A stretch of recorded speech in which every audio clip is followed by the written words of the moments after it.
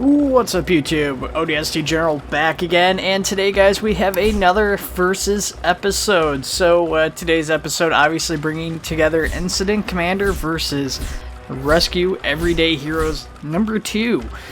So these are both RTS games if that's not apparent by now, and these have both been featured on my channel past. It's been a while since I've played either of these games, so it was kind of refreshing coming back to both of them.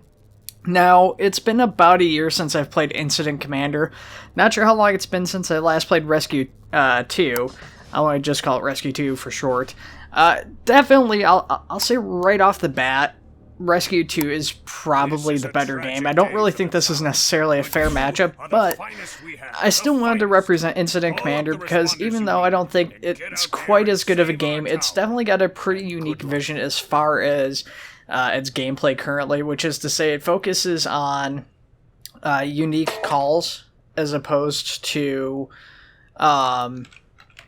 just random calls and stuff like that you typically get from from a lot of these other games, So, when I say other games, I mean like 911 First Responders, emergency games, the Rescue 2 itself, all these other games. So they're both pretty similarly priced. Rescue Everyday Heroes 2, or Rescue... Yeah, that is right. I keep getting confused with another game. Sorry, guys. Rescue Everyday Heroes 2, Rescue 2, goes for about $25 currently, whereas Incident Commander is about $20. So they're both pretty similarly priced games. Now,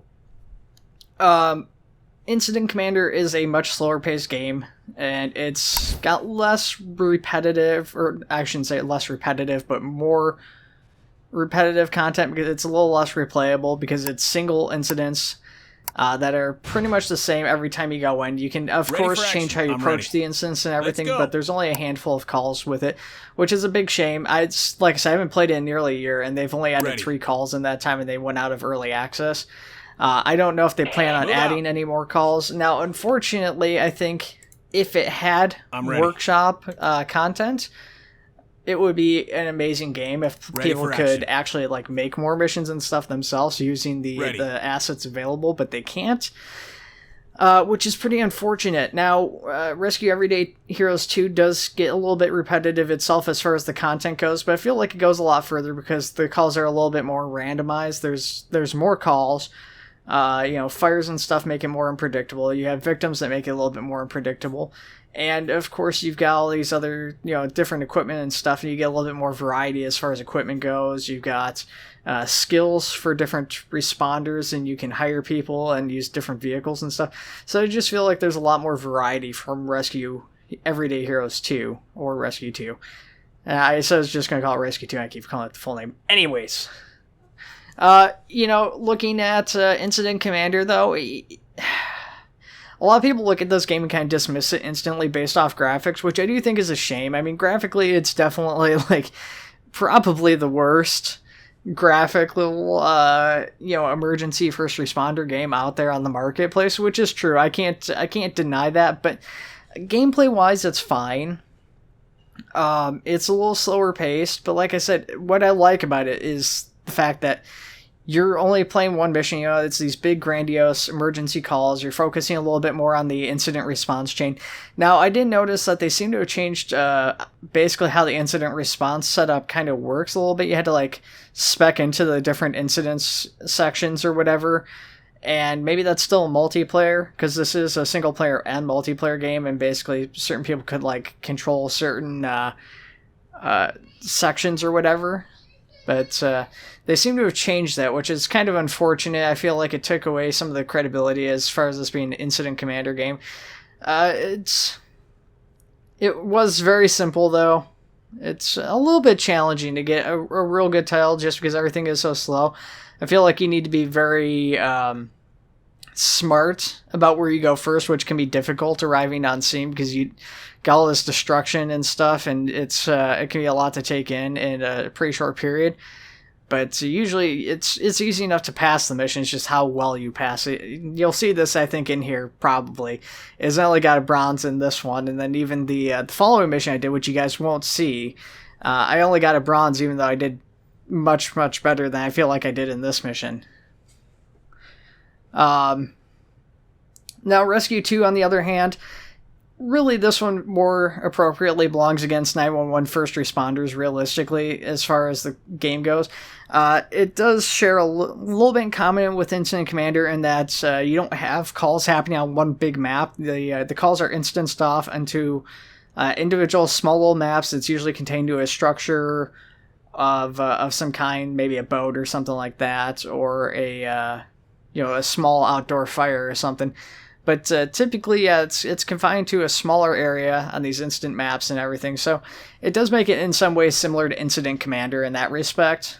But like I said, once you actually get into the gameplay of it, it does feel like it's got a lot more in common with 911 first responders. Like I said, you've got these tools and different vehicles, and your responders, you take a little bit more direct control of each responder on scene. Able to set up, equipment, break down doors. Let's go. Shut off electrical boxes, all sorts of stuff. So with the Incident Commander, if you guys didn't tell, on the left side here, we've got a big plane crash, cargo plane crash through, and it's destroyed a bunch of houses where it hits. There's a big fire. You've got explosive canisters, which we have to try and contain. You've got civilians walking around, which it's pretty big. You can just see also the press just arrived on scene. The press is kind of an interesting little mechanic. They don't show up in every call, but certain calls they'll show up, and they will try to interview your first responders while they're trying to work, and it'll stop them from actually doing their functions and stuff. So you're kind of pressured into either trying to stop them with a different first responder group that you maybe don't necessarily need, say the cops that I had up there. Well, I tried using my cops to intercept them, or you can build a information center, and they'll go there. But the downside is that it takes up budget to have that information center. So it's kind of one of those trade-offs. Do you mind sacrificing one of your first responder teams to do interviews, or do you want to pay the extra money to keep them out your hair so you can complete the mission faster? And that's where the game gets kind of interesting, or is challenging, gets a little bit of repetitiveness to it, or replayability to it. I keep saying repetitiveness, but it gets a little bit more replayability by the fact that there's these different decisions that you can make, and ultimately the end result's going to be the same, and it's not going to change a huge amount of stuff. It's kind of the fine little things as far as your budget and trying to achieve that goal and stuff in there. If that's something you care about, that's where it kind of shines a little bit more. With Rescue Everyday Heroes 2, there's more of a consistent growth that you're looking to achieve over a long term with the game. Over several missions, you're looking to build up your fire department. Over several different stations, looking to improve how many vehicles you have, purchasing new vehicles, hiring more first responders, training them up on their skills, buying more equipment for them to use on fires and stuff, making your jobs easier, making it easier to rescue people, and just making the gameplay a little bit more varied as you get more equipment and can do more calls. I'm ready. So that's where Rescue Everyday Hero 2 strength comes in. A sad I don't know. I do think that if you have spare money and you're looking for a game to play, and you've already played pretty much every first responder game, Incident Commander might be worth a look. Now, I do also urge caution because, like I said, it's $20 for basic. I think it's 7 calls or something now with the new stuff in there. And I don't know that they're going to get any more, so one call took me about half an hour just to give you guys a concept of how much playtime you're going to get out of this. I have 6 hours of playtime in this, and that was replaying several missions for the sake of recording videos on them. So, do kind of regret a little bit shilling out as much as I did for this game, because I like the concept of it a lot. I really do. But in practice and over the course of their development, the developers just have been very slow to develop this new content, and I don't know if they actually intend to develop more. Some people have asked them, and they've kind of said a little bit of stuff. There's been some communication, but it's been pretty unclear. As far as just a general user like myself, where I'm not on a Discord, I don't know if they even have a Discord for this or not. Yeah, so as far as, like I said, variety and stuff, Incident Commander is definitely the weaker of the two. But definitely, it can be pretty challenging, though, with its fires and stuff like that, and, your explosives, and you get chemicals and stuff. As you can see, I definitely lost several patients, and some of them probably would have been dead right off the bat. You've also got to be, kind of smart about, like I said, not only budgeting and stuff, but, knowing when to call in units. Some stuff you're going to want to call in right away, and some stuff you can hold off on calling in, or just never call in at all. You got a lot of units, you can try to bring in a bunch of stuff real fast, and go like, hey, I just want to bring in, like, the entire cavalry, get this cleaned up, get it done as fast as possible, spend some more money doing it, but keep public, safety down. And I feel like that's maybe where I suffer a little bit too, is because I'm always like, let's do this with the bare amount of units possible, and we'll worry about everything later on or whatever. Trying to build a perimeter had a little bit of an issue there in Instant Commander, so that's kind of a nice little feature, is the ability to build perimeters and stuff, which isn't completely new to games. I believe, the Emergency 5 and stuff, and I think even some Emergency 4 stuff lets you build perimeters, but this is pretty easy, pretty straightforward to do it. And just, I don't know, something about it I always kind of find fun is actually just putting up these perimeters, being like, nope, don't step on the electrical wire. That's bad. Meanwhile, Rescue 2, we're having a little bit of issues with unit pathfinding on this second mission we got into. So we've got a big structure fire, some scaffolding collapsed and started on fire somehow. We've got a person trapped up on this remaining scaffolding that we need to rescue. And I was trying to get like ladder truck and stuff all sorted, and I was just having trouble getting everybody into position on that. The ambulance didn't want to show up, and of course people are injured and everything. So that was kind of challenging. It was a little frustrating, but we finally got it done there. You can see getting our fire crews in position to start battling the fire. Got another firefighter going up the ladder to go rescue the trapped civilian up there. Get him down, get him treated as appropriate. And we're going to hook up a standpipe there. I guess that's a standpipe. I don't know how what that actually would qualify as, because it's essentially the same thing as a fire hydrant, but they're like hooked up into the road, so you basically uncover the manhole and then you plug your pipe in, and then you plug into the pipe that you put in. So I'm not sure exactly if that would qualify as a standpipe or not, but it's kind of interesting. It's pretty much a fire hydrant for all intents and purposes, though. So you can definitely see, though, this is actually one of the less challenging missions too in Rescue 2, I feel.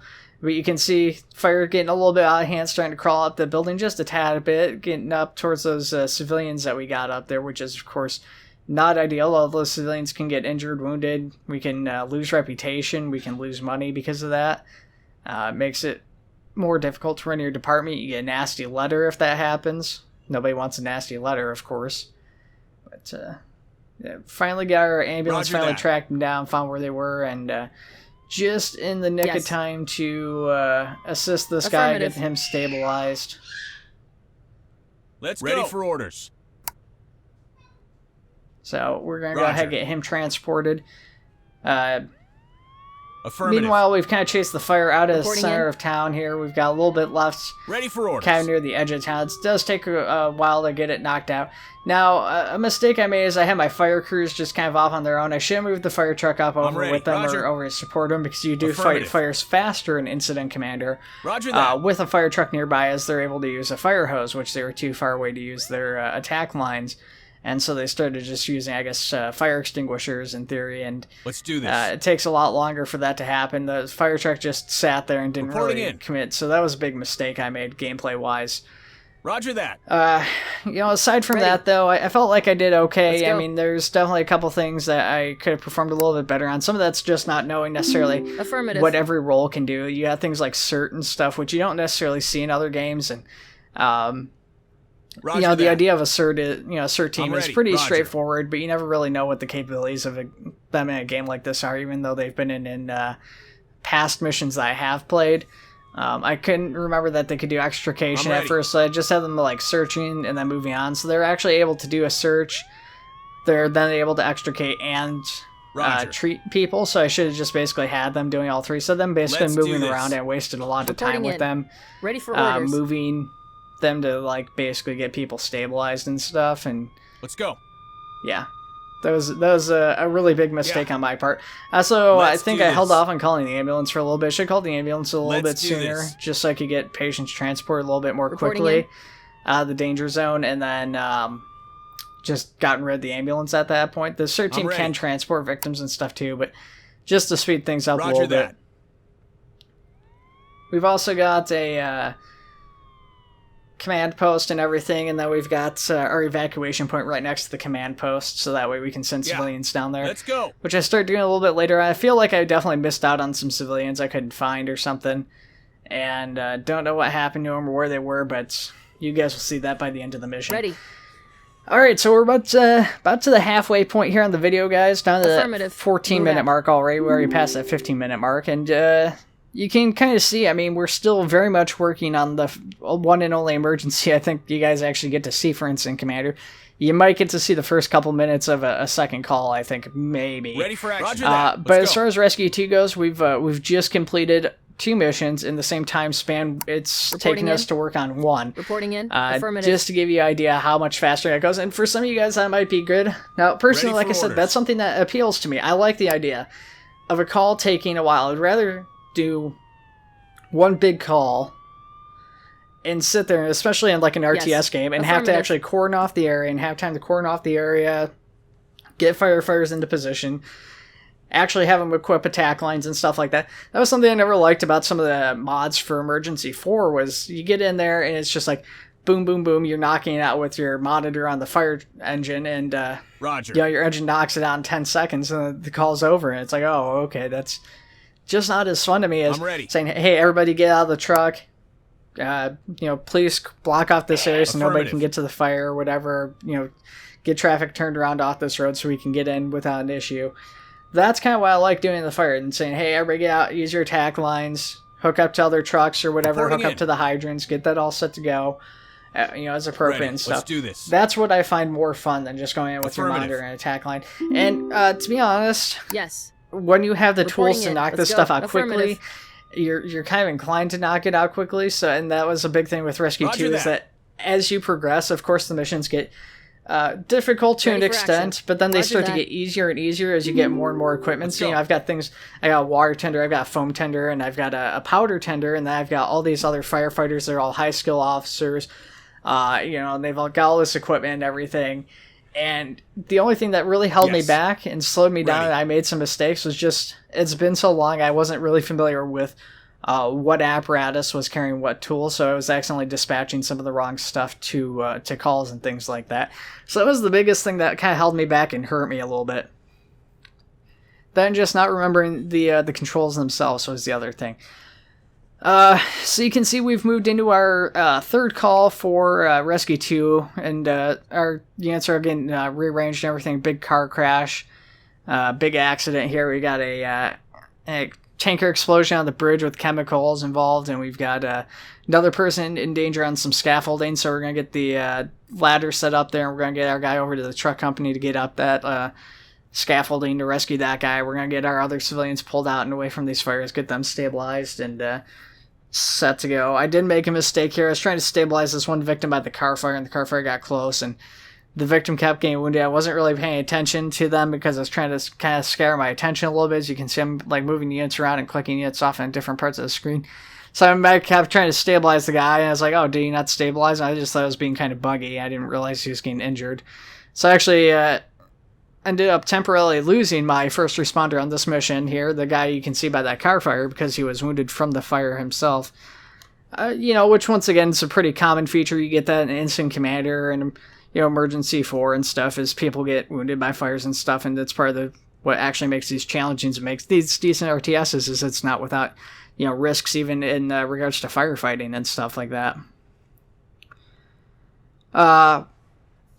And you can see still trying to fight that fire. Like I said, I made a big mistake on Incident Commander there with regards of not bringing my fire truck up. I probably could have had that fire knocked out significantly faster if I had brought my engine company up and had the engine there to support the actual firefighters and give them an attack line instead of the fire extinguishers. Probably could have done that fire much, much, much faster. Save some time, save some threat level, save some money for everybody. But hey, it happens. It's okay. It's all good. We got our CERT team just driving around trying to get people evacuated, get these bodies cleared, and any injured people over to the treatment area, as well as any, like I said, any dead bodies and stuff. And then we've got an ambulance as well doing the same thing.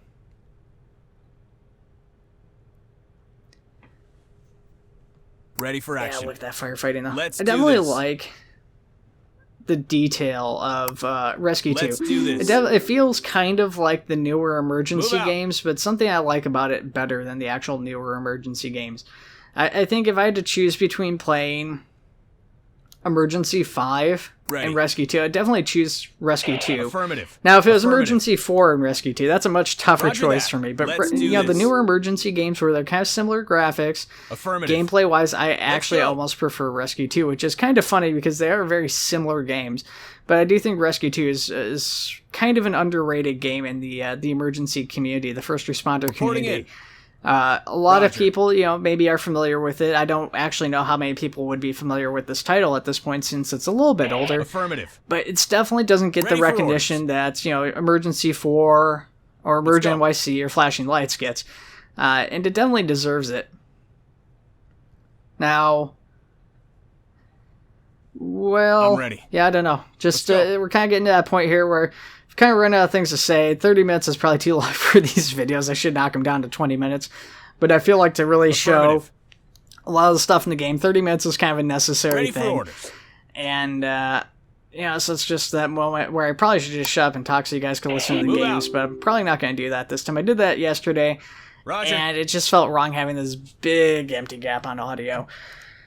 So you can see the police are kind of helping to evacuate. I got rid of the ambulance. I've got the police helping to evacuate, which I could have made it a little bit quicker and just kept the ambulance and I'm ready. evacuate a couple people more at Roger. a time. But it wasn't really something that was a super big concern to me. Obviously, you can see all these Yes. people are deceased Let's go. on Let's Incident do Commander this. that I'm getting at this point, so it's more so a issue of Let's just go. getting the bodies cleared for the sake of the mission rather than Roger a that. need for speed to get patients to a higher level of care. But as we get closer, we've Let's kind of go. gotten pretty close to wrapping up the mission for Incident Commander here. We're also already getting close to wrapping up our third mission on Rescue 2. You can see our medics injured, everybody's pretty much packed up and just about ready to go. And should be good to go on that call in just a minute. I think we just got one last patient we need to get Reporting in. evacuated out of the Let's do area. Roger that. We're packing up the engine and stuff, which isn't necessary for the sake of the mission, but I was just doing it since I didn't have anything better to do. And like I said, it's one of those things. It's just nice to have the actual level of detail and to take the time to do that stuff in the mission where Let's do it's this. applicable. So, Roger yeah, that. if I got some time to kill and I got tools and stuff laying around, I'll have those tools picked up and I'll have people put them in the back of trucks and stuff like that. Let's do this. Reporting in. So, yeah, three missions in the time it took to do Roger that. one mission for Incident Commander. So, once again, if you guys like longer missions, Affirmative. Incident Commander might be something that you guys do consider. It's just a matter of replayability in the long run. With only 7 missions, each mission lasting, 20, 30, maybe 40 minutes for some of the more challenging ones, you're not going to get a huge amount of playtime out of this. You're looking at like my playtime right now, which is 6, maybe 7 hours out of the game, and probably not much more than that, unfortunately. So it's one of Ready those for things action. that Let's would go. definitely change if they ever come out with a workshop. That could be a very, very, very different ballgame with regards to that. Because I Let's think do that's the this. big thing for a lot of people. I mean, there's been I'm ready. Let's criticisms go. to the gameplay and stuff. I don't think the slowed down gameplay is a huge detriment to the game. It's definitely not Roger. something a lot of people like, but I think the biggest thing that really hurts Incident Commander is a lack of replayability over a longer period Let's of do time this. Move out. because it's only got those set missions and no more. Let's do this. You Roger. don't have the capability Move to out. make missions yourself. No one else has the ability to make missions, so it's just a matter of waiting for the development team to make these missions. So having a mission editor would be amazing, having workshop content. And then also that would give people the opportunity to do, reskins and stuff like that, or unique units and stuff. I think that would be kind of nice too. So we're Roger. still working on our call, trying to get the fire extinguished. We're trying to get, all of these crowd out. and stuff also evacuated out with our cops. Basically, just Roger. knocking out this last little bit. We're checking out the station, though. Kind of gave me a peek on the other side over with Rescue 2 here.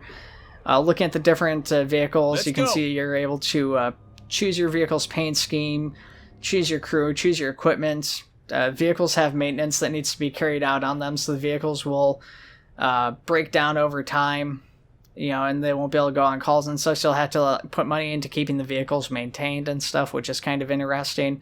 So there's a little bit of a maintenance tax or whatever you want to call it. So there's a reason that you'll need to continue earning money is just to keep all of your equipment running. It also serves as kind of a thing to kind of cap you almost too. If you can't maintain the fleet that you have, even if you have the money to go out and buy another truck, and you want to buy another truck to be able to get more stuff out on scene, if you're not making enough money to maintain all of those vehicles, then there's no reason to buy an extra one. So it's kind of an interesting little bit of a challenge there, I suppose. So we're down in the home stretch here, down into 4 minutes, or getting close to 4 minutes here. Once again, if you guys haven't seen these past videos, this is going to end pretty abruptly at that 30-minute mark. A little bit off because of the video intro and the video exit. But as far as my talking and everything, it's just exactly 30 minutes, or it should be. And yeah, you can see police just still working on trying to get people evacuated, just directing them off to the evacuation point so they know where to go to get off the scene to get to safety and everything. Everybody's just sitting there kind of gawking and stuff. I think the police line might have screwed some people up too. They just didn't know what to do with it. They're like, oh, well, we were going to cross here, but this is all cordoned off. Yeah, and you can see me. Thankfully, I think you guys won't see much of this next call for Rescue 2. You guys see me responding to it. Units are going out there. It was not a good call. I had a first responder go down on that call. It was bad. I made a lot of mistakes. It was kind of an issue of not knowing what apparatus had what. I accidentally brought my water tender. I meant to bring not a tender, but like a water carrier, or wherever they call it in here. But I'm used to hearing those as being called as like tenders and stuff like that. And that was a big negative impact thing because I didn't even need that for that particular call anyways, which is even the worst part. So I kind of wasted a unit there that could have been better off having a second engine or something out there to help respond to that call. Or really pretty much any other vehicle would have been fantastic. I also had some issues with pathfinding on there as well, but it wasn't such a big deal for the case of that call. Finally, it's looking like I'm just kind of double checking the side on Incident Commander there, just checking to see if everybody's looking finished up, everybody's gone, evacuated from the area.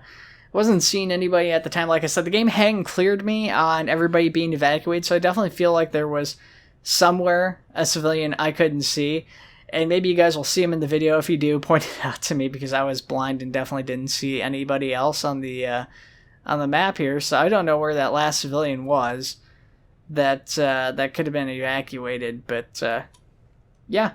Otherwise, it's pretty much all clear to go. We're down in the last couple minutes here as we get down. I don't even know if I'll get this wrapped up in that time frame. I thought you guys might see a little bit of the next mission, which was a bomb threat mission, which just got myself demonetized when I said that. Oh boy. Anyways, it was a threat mission there, and you had to like evacuate the school and everything. It controls schools.